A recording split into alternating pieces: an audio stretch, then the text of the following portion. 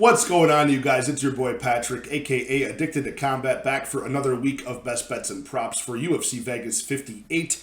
Rafael Fiziev taking on Rafael dos Anjos in the lightweight main event of the evening. A really fun, entertaining card from a fan perspective, but betting-wise, a little bit more challenging than we're accustomed to here. Not a lot of confident guys to really lean on this week, but I think I found the ones I like, so let's get into it. Again, if you've watched my full card breakdown, we broke down all 11 fights. There was a 12th fight added recently.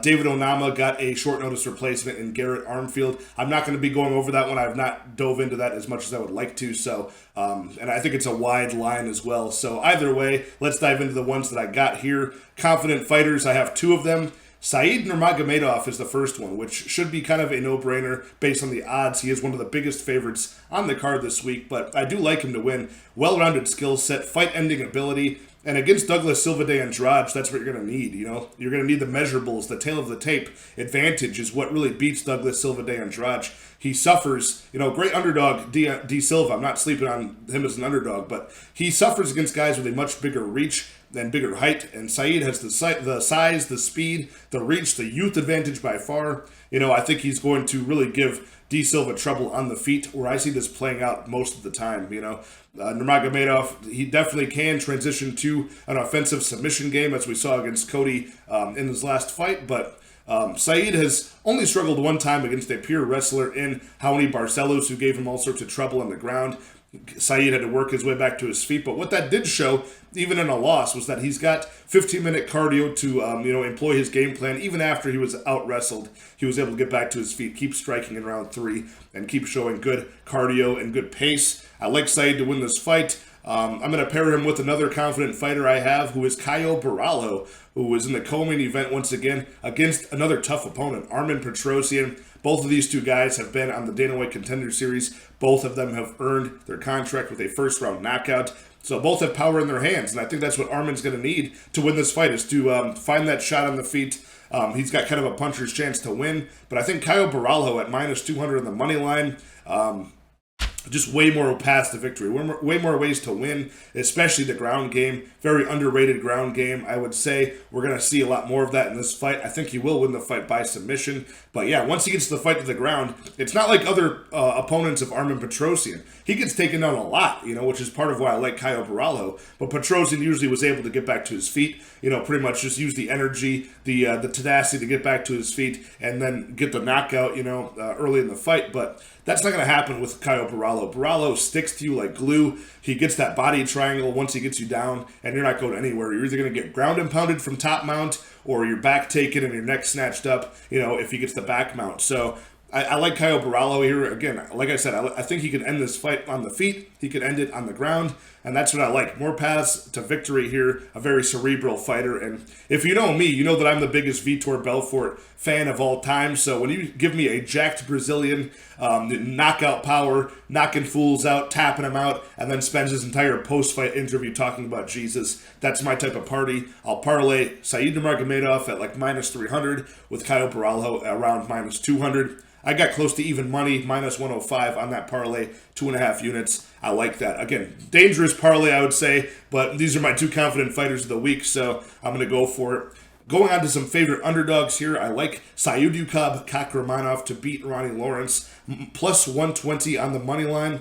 I know Ronnie Lawrence is everybody's favorite fighter this week. Very good wrestler, efficient wrestler, wins minutes on the ground. But Syed Nurmagomedov presents a lot of fight-ending ability, again, both on the ground and on the feet. He's got knockout power in his hands, even dropped Umar Nurmagomedov back in the PFL. Ronnie Lawrence is a guy who's proven to be pretty hittable. He got in all sorts of trouble against Vince Cachero, was able to bail himself out by getting a takedown and recovering. Same against Mana Martinez. He got dropped by Mana Martinez a couple times in that fight. So Nurmagomedov has got one hell of a left and right hook. Very dangerous on the feet. He can also jump guillotine, get a tight guillotine squeeze if Ronnie Lawrence goes for a sloppy takedown, gets his neck out there. So I think the club and sub is live. Just a guillotine and defending a sloppy takedown is live. And just knocking him out on the feet is live too. I like Nurmagomedov to win this inside the distance, which is plus 225. So I think most of the time Nurmagomedov, who I think should be the favorite here, should win this inside the distance. If it goes late, I probably do favor Ronnie Lawrence to win minutes on the ground with the takedown and the efficiency, the top control, the ground and pound.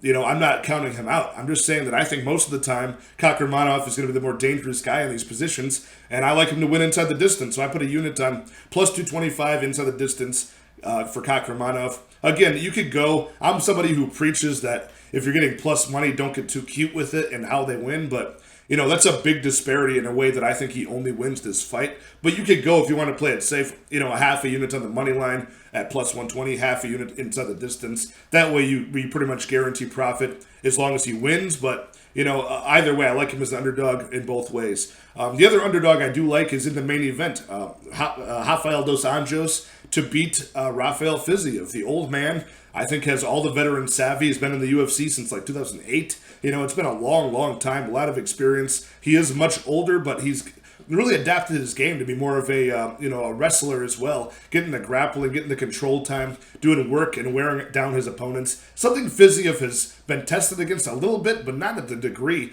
of Rafael dos Anjos. He hasn't had to really defend against takedowns against a gritty veteran who's been in rounds 4 and rounds 5 8 times, where Fiziev has never been there once. I think that's a big key to this fight, is the 5-round cardio, the championship, durability, and the pace to go that far, that many times, 8 times for the former champion.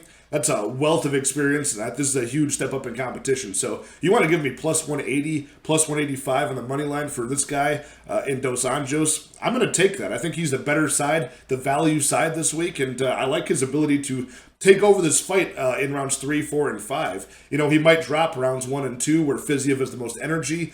He's known to do the most work, but Fiziev has been shown to drop off in the 3rd round. He did that against Bobby Green. So I just really think that's something that he can definitely improve at a young age, 29 years old for Fiziev. I'm not counting out his improvements, but with this money line the way it is, I got to favor the experience at this plus money number. I like him to win. And we can ensure this. So I'm going to move to some of the props. One thing I do think is this has a good potential to end inside the distance. Rafael dos Anjos and Rafael Fiziev. So the under 4.5 is at plus 125. So even if you do put money on the old man RDA, you can kind of secure that, because Fiziev could definitely chin him. He could knock him out early where he's the most dangerous. If this stays at striking range, I favor Fiziev, especially early. As this wears late, I don't know about the cardio of Rafael Fiziev. Maybe he fades in round 3, round 4, round 5, and the former champion can get a submission, can get a ground and pound stoppage, the way he was able to destroy Renato Moicano, and that fight was almost stopped. That basically could happen here at plus 125 odds. And you got to go shout out to my Uncle Weezy, Uncle Weezy MMA. Go follow his channel. Go follow the MMA Engine, where they do the probability show. Uncle Weezy used his database over the last 9 years to show that about 70% of 5-round lightweight bouts actually finish and they don't see the scorecard. So for us to get, plus 125 on the money line here, which equates to about a 44% chance of this finishes under 4.5, that's a big disparity between 44% and around that 70 percentile. So that's a little bit of value for us. I'll take that and put a stab on that to kind of ensure that pick on RDA. Again, I haven't actually hit the money line for RDA yet, but I'm thinking about if that line keeps going in the next couple days towards that plus 200, I might have to hit it. Not bad. I already mentioned Kakhramonov inside the distance at plus 225. So another time prop that I do like betting on violence here is Cody Brundage versus Treyshawn Gore at middleweight, under 2.5 rounds, minus 105. So almost even money for this fight to end inside the distance. Cody Brundage is a guy I see is very, very hittable. I think Treyshawn Gore will probably knock him out early. A lot of defensive holes in the game of Cody Brundage. He stands very square to his opponents at striking range, keeps his hands low. Even when he does open up with wild, enthusiastic strikes, his hands are low, he's hittable and counterable. And we saw Treyshawn Gore put Brian Battle in all sorts of trouble in their fight. The difference in that fight was Brian Battle had a very diverse striking game, and he had the size and reach advantage. This time, Treyshawn Gore will have the reach advantage. I think he'll be able to touch up Cody Brundage where he doesn't think he'll be hit. And, if you want to look at the numbers here, Treyshawn Gore, not many fights, but half of them has finished inside the distance. Cody Brundage, 7 of his 9 fights so far professionally have finished inside the distance. Cody Brundage showed in his last fight. He's very hittable, almost got stopped in round 1 against Dolce Lungiambula. Came back and got a guillotine victory. He's a guy who's, always threatening with submissions. Kimura's against Nick Maximov. The guillotine against Dolce Lungiambula. I like that he's got fight-ending power as well. So the ability for both guys to make a mistake, capitalize on the other and end this fight, before 2.5 minute mark of round 3 at almost even money, minus 105. I like that a lot. The next prop that I have is actually a plus money prop, big value prop. And it's not even for the guy that I think will probably win this fight the majority of the time, but it's Aiemann Zahabi to win in round 1. Aiemann Zahabi to win by round 1 KO. Just in round 1 in general is plus 800. To win by round 1 KO is plus 1,000. And I put a quarter unit on both of those. And I really think that if Ricky Turcios loses this fight, it will be in round 1. It will most likely be by knockout. He's a guy that likes to constantly pressure forward. He is very hittable. And, Aiemann Zahabi has crazy power. You saw that against... he started off his career in the Canadian regional scene with 6 fights, all ending in first round victory for Aiemann Zahabi. A couple submissions, most of them knockouts. He comes to the UFC, doesn't look that great. Then he fights Draco Rodriguez as a big underdog. Round 1, gets a nice counter strike and knocks him out cold. So that could very well happen here against Ricky Turcios, who's hittable, and I think is, got to be... this is the only way that Ricky Turcios loses this fight is in round 1. Most of the win condition for Zahabi is round 1.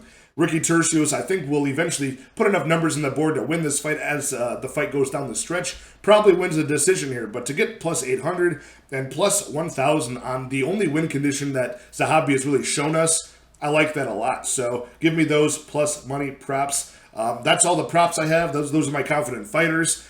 As I normally do, I'll go over my top 6 confident fighters, which will be laughable for this card because they are, as I showed you guys, Caio Baralo, number 1, Syed Nurmagomedov, number 2, number 3, Kakramanov, number 4, Jamie Malarkey, number 5, Ricky Turcios, and number 6, Jared Vandera. That's right. So, the rest of the fights get really close. Both of the women's fights, I think the underdog should pull through, or is at least a better side of the odds. The Nzechukwu fight is super sketchy, so, there's just not a lot of good options here that we can really lean on, which makes it very entertaining from a watching perspective. Betting-wise, I'm going to keep it rather light, but these are my spots. A couple good violent time props, and a couple good underdogs as well. So, all right, you guys, good luck in all your betting action.